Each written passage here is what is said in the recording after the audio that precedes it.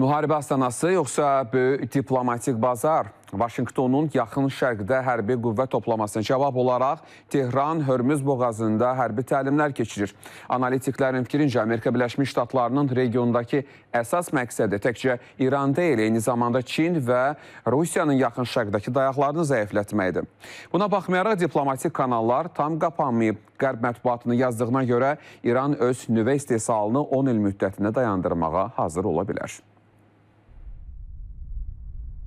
ABŞ İran ətrafında hərbi qüvvələrini cəmləşdirməyə davam edir. Peyk görüntülərinə əsasən təyyarə daşıyan gəmi yaxın şərqə doğru açıq dənizdə hərəkət edir. ABŞ prezidenti Donald Trump Tehranla razılaşma əldə olunmayacağı təqdirdə İranın ciddi nəticələrlə üzləşəcəyini bildirib. Ağ Ev rəhbəri jurnalistin İrana məhdud zərbələr endirilə bilər sualını bu barədə düşünürəm deyə cavablandırıb. Ekspertlər Birləşmiş Ştatların qüvvələrini regiona toplamasının təkcə İranla bağlı olmadığını bildirirlər.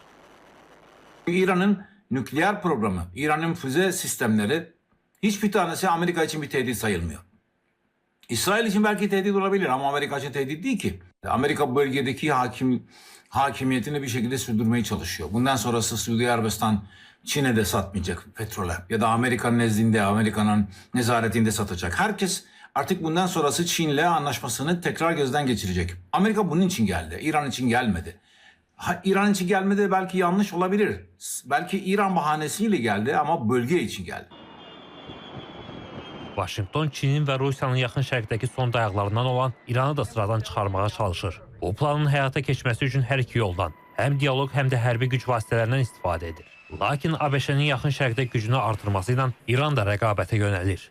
Tərəflərin regiona güc toplaması, eyni zamanda Tehran hakimiyyətinin Hörmüz boğazında hərbi təlimlər keçirməsi vəziyyəti biraz mürəkkəbləşdirir. Hesab edirəm ki, regiona güc toplanması hərbi əməliyyatlara, hərbi yola hər iki tərəfin hazırlığının nümayişidir. Deməli, Tehran hakimiyyəti və Ağ Ev həm hərbi yolla məsələni həll edə bilməyə hazır olduğunu bildirir, həm də diplomatik yolla məsələni həll etməyə hazır olduqlarını göstərir. Axios portalı isə mənbələrə istinadən məlumat yayıb ki, Ağ Ev İranın ali rəhbəri Seyid Əli Xameneyi və onun oğlunun fiziki cəhətdən məhv edilməsi imkanlarını nəzərdən keçirir. Məlumata görə Birləşmiş Ştatlar administrasiyası İrana uranı yalnız simvolik şəkildə zənginləşdirməyə imkan verən, lakin nüvə silahı əldə etməsinə şərait yaratmayan təklifi nəzərdən keçirməyə hazırdır. Analitiklər isə hesab edir ki, əvvəl-axır ABŞ İrana yeni hücumlar həyata keçirəcək. Danışıqların və Vaşinqtonun Tehrana verdiyi vaxtın hər dəfə uzanması başqa məsələlərlə əlaqədardır.